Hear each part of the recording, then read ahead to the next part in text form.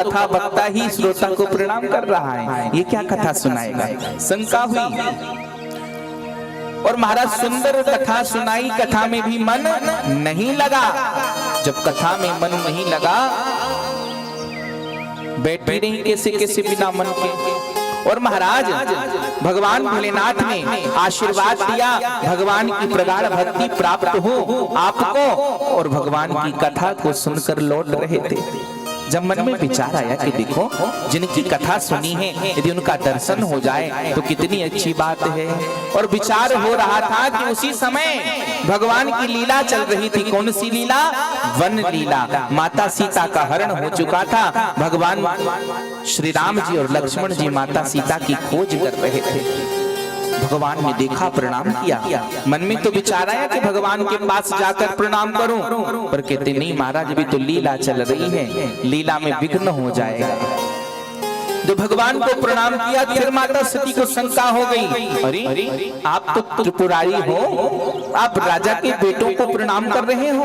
भगवान ने कहा नहीं देवी, ये साक्षात परमात्मा है, मेरे राम हैं ये। पर माता सती को विश्वास नहीं हुआ। भगवान ने कहा ठीक है तो पुण्य जाई, परीक्षा ले आओ। और माता तो पहुंच गई, सीता मैया का रूप धारण किया और राम जी के आगे आगे चलने लगी। लक्ष्मण जी तो समझ गए ये माँ सीता तो हो ही नहीं सकती, क्योंकि माता सीता कभी राम जी के आगे चलती ही नहीं है। राम जी ने देखा, प्रणाम किया, मैया क्यों भ्रमण कर रही हो? भोले बाबा कहाँ हैं? शर्मा गई, अरे इन्होंने तो पहचान लिया और वहां से चली आई। भगवान ने कहा ले ली परीक्षा? तो क्या कहती हैं? कछु न परीक्षा लीन गोसाई। कोई परीक्षा नहीं ली, आपके जैसे प्रणाम करके चली आई। भगवान को जान गए कि देखो झूठ बोल रही है। भगवान के मन में ये भाव आया कि मेरी मैया का रूप धारण किया है इन्होंने, मेरी माँ का रूप धारण किया है, और अब मैं इनको अपनी अर्धांगिनी स्वीकार नहीं कर सकता। और महाराज भगवान बाएं भाग में आसन नहीं दिया, सामने बिठा दिया और भगवान को समाधि में लग गए। अब मैया बैठी हैं, भोले बाबा समाधि में हैं। और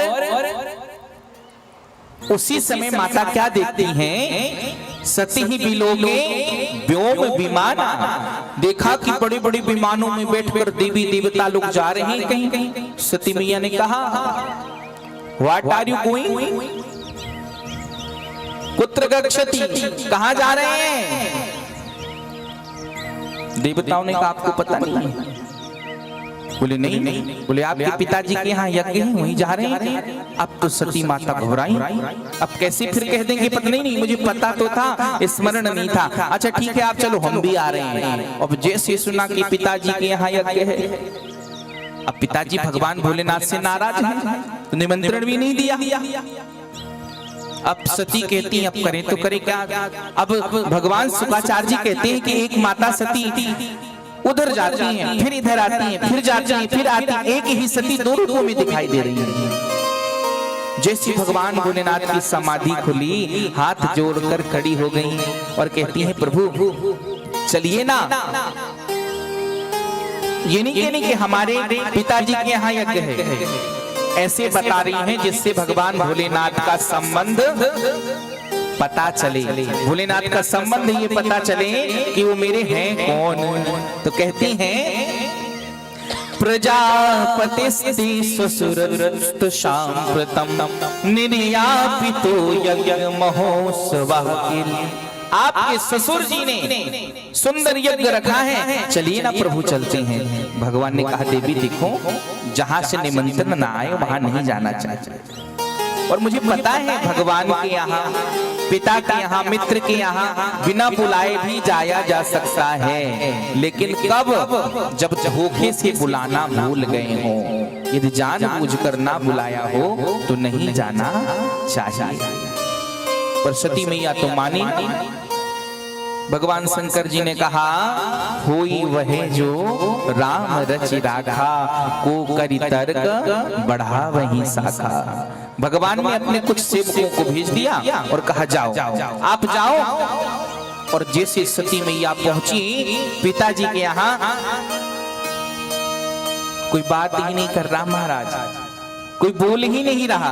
पिता भवन जब गई भवानी, दक्षता से होना नहानी। पिता भवन जब गई भवानी, दक्षता से होना मारी।